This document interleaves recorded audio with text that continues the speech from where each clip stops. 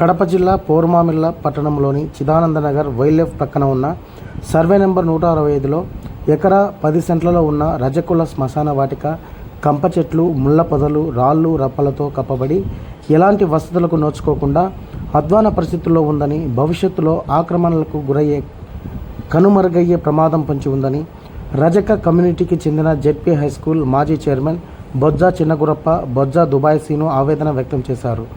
మంగళవారం శ్మశాన వాటిక వద్ద విలేకరులతో మాట్లాడుతూ, త్వరలో శ్మశానాన్ని ఆనుకొని ఉన్న బెల్లగడ్డ కాలువ ప్రక్కనే ప్లాట్లు వేసే అవకాశం ఉందని, కులస్తులు అందరూ కలిసి శ్మశాన వాటిక హద్దుల వరకు ప్రహరీ గోడ నిర్మించుకోవాలని, నీటి కోసం బోరు వేసుకోవాలని, మహిళలకు పూస తీయాల్సిన వచ్చినప్పుడు ఇబ్బందులు లేకుండా 2 రూములు కూడా ఏర్పాటు చేసుకుంటే మంచిదిగా ఉంటుందని అన్నారు.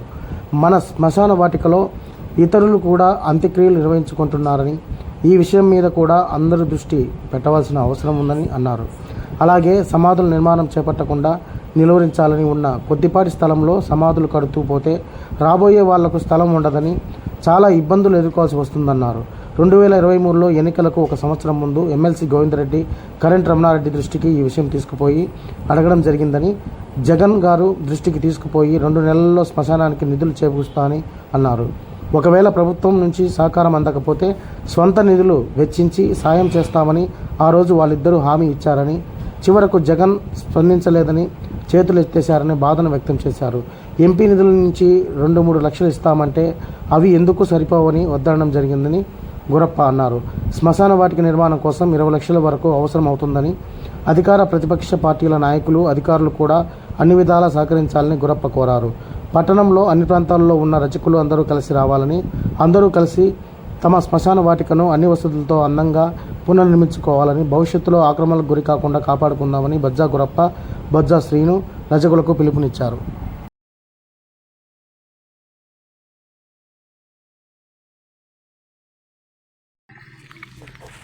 పోర్మామిల్లా చిదానందనగర్ దగ్గర వైల్డ్లైఫ్ హాస్పిటల్ నందు గల మన రజక కమ్యూనిటీకి సంబంధించినటువంటి శ్మశాన వాటిక. ఇది దాదాపు మేము పుట్టక ముందు నుంచి కూడా పూర్వం నుంచి ఇక్కడే ఉంది. ఇది మా పెద్దలు తరమంతా ఇక్కడే శ్మశానాలు అయిపోయారంతా ఇక్కడే వేశాము.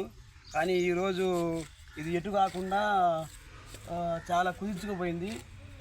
ఇది ఎన్ని సెంట్లు ఉందో కూడా కొంతమందికి, మా రజకులకు చాలామందికి తెలియదు.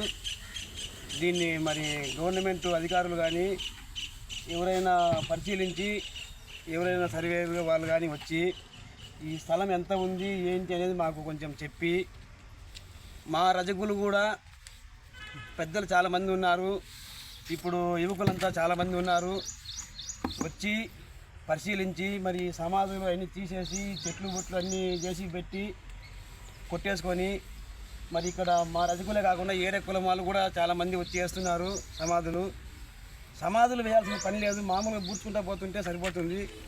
అలాంటిది సమాధులు మెయిన్లోనే కట్టేస్తున్నారు. కాబట్టి రజకులంతా ఒకటిగా ఏకమై ఒక ఎంఆర్ ఆఫీస్ దగ్గరకో, ఒక కలెక్టర్ ఆఫీస్ దగ్గరకో పోయి వాళ్ళకు కొన్ని అర్జీలు ఇచ్చి, అలాగే మనం ప్రభుత్వంతో కూడా మాట్లాడి, ప్రభుత్వాలు ప్రతిపక్షాలతో కూడా మాట్లాడి అందరినీ ఏకం చేసుకొని ఇది ఏమైనా ఒకటి సాధించుకోవాలనే ఉద్దేశంతో నేను ఈరోజు ఇక్కడికి వచ్చి మన ప్రెస్ వాళ్ళందరినీ పిలిచి నేను మాట్లాడడం జరిగింది.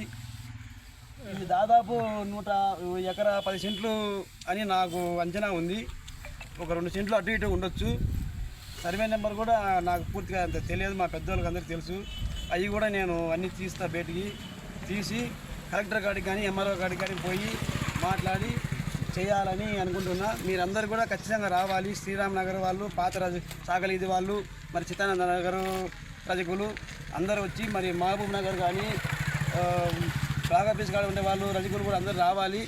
అందరూ ఒక మాట మీదగా వచ్చి అన్నీ చేసుకుంటే మనకు ఖచ్చితంగా పని అవుతుంది. ఏమేమి చేసుకోవాలి చెప్పు. దీనికి కాంపౌండ్ కట్టుకోవాలి, ముఖ్యంగా ఒక బోర్ వేసుకోవాలి, అలాగే లేడీస్కి ఒక 2 రూములు కట్టుకోవాలి. ఏదైనా పూస గాజు తీయాలంటే ఆడవారికి చాలా ఇబ్బందిగా ఉంది. ఇప్పుడు అక్కడ సింగంశెట్టిలో శెట్టి గారిది సత్రంబాయి ఉంది, ఆడికి పోతే ఈరోజు రేపు పోతాము, వాళ్ళు ఎల్లుండి రానివ్వరు. ఇంకా అక్కడ ప్లాట్లు వేస్తారు వాళ్ళు తొందరలో. అప్పుడు ఎక్కడికి పోవాలా? సాకల వాళ్ళు ఈ లేడీస్ అంతా ఏమైపోవాలా? కాబట్టి అందరూ వచ్చి ఒక మాట మీద నిలబడి ఇక్కడ ఏదైనా చేసుకోవాలని నా మనవి. మీకు అందరికీ ఓకే అయితే అందరూ ఒక చోట కూర్చొని మాట్లాడుకుందాం అందరం. మీకు అందరికీ నా ధన్యవాదాలు.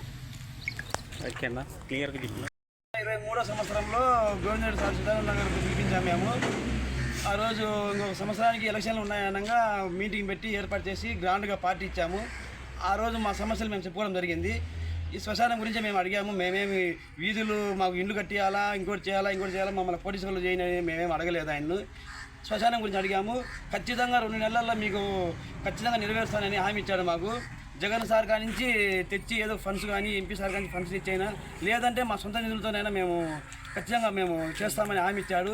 కరెంట్ రమణారెడ్డి గారు, మన గోవింద్ రెడ్డి సార్ గారు హామీ ఇచ్చారు. తర్వాత 2 నెలలకు మేము పోయి అడిగితే రమణారెడ్డి గారిని అవి జగన్ సార్ వదలలేదు ముఖ్యమంత్రి, మేమేం చేసాము అది రాలేదు అన్నారు. తర్వాత ఎంపీ గ్రాండ్ అయినా పెట్టండి అంటే ఎంపీ గ్రాండ్ 2 లక్షలు 3 లక్షలు వస్తుందని చెప్పారు ఆయన. ఆ 2 లక్షలు 3 లక్షలు మాకు ఏ దానికి కూడా సరిపోదు. దాదాపు ఇది మొదలు పెట్టాలంటే 20 లక్షలు కావాలా. కాబట్టి నేను ఇప్పుడు కూడా ఇది చెప్పదలుచుకోలేదు. సందర్భం వచ్చింది కాబట్టి ఆ రోజు ఆయన మాకు హామీ ఇచ్చాడు కాబట్టి చెప్పాల్సి వచ్చింది. నాదేమో తప్పుంటే క్షమించండి. అదంతా అవసరం లేదు. 23వ సంవత్సరంలో గవర్నర్ సార్ చిదానంద నగర్కు పిలిపించాము మేము. ఆ రోజు ఇంకొక సంవత్సరానికి ఎలక్షన్లు ఉన్నాయనగా మీటింగ్ పెట్టి ఏర్పాటు చేసి గ్రాండ్గా పార్టీ ఇచ్చాము. ఆ రోజు మా సమస్యలు మేము చెప్పుకోవడం జరిగింది. ఈ శ్మశానం గురించి మేము అడిగాము. మేమేమి వీధులు మాకు ఇండ్లు కట్టియాలా, ఇంకోటి చేయాలా మమ్మల్ని పోలీసులు చేయని మేమేమి అడగలేదు ఆయన్ను. శ్మశానం గురించి అడిగాము. ఖచ్చితంగా 2 నెలల్లో మీకు ఖచ్చితంగా నెరవేరుస్తానని హామీ ఇచ్చాడు మాకు. జగన్ సార్ కానించి తెచ్చి ఏదో ఫండ్స్ కానీ ఎంపీ సార్ కానీ ఫండ్స్ ఇచ్చైనా లేదంటే మా సొంత నిధులతోనైనా మేము ఖచ్చితంగా మేము చేస్తామని హామీ ఇచ్చాడు. కరెంట్ రమణారెడ్డి గారు, మన గోవింద్ రెడ్డి సార్ గారు హామీ ఇచ్చారు. తర్వాత 2 నెలలకు మేము పోయి అడిగితే రమణారెడ్డి గారిని అవి జగన్ సార్ వదలలేదు ముఖ్యమంత్రి, మేమేం చేసాము అది రాలేదు అన్నారు. తర్వాత ఎంపీ గ్రాండ్ అయినా పెట్టండి అంటే ఎంపీ గ్రాండ్ 2 లక్షలు 3 లక్షలు వస్తుందని చెప్పారు ఆయన. ఆ 2 లక్షలు 3 లక్షలు మాకు ఏ దానికి కూడా సరిపోదు. దాదాపు ఇది మొదలు పెట్టాలంటే 20 లక్షలు కావాలా. కాబట్టి నేను ఇప్పుడు కూడా ఇది చెప్పదలుచుకోలేదు. సందర్భం వచ్చింది కాబట్టి ఆ రోజు ఆయన మాకు హామీ ఇచ్చాడు కాబట్టి చెప్పాల్సి వచ్చింది. నాదేమో తప్పుంటే క్షమించండి. అదంతా అవసరం లేదు.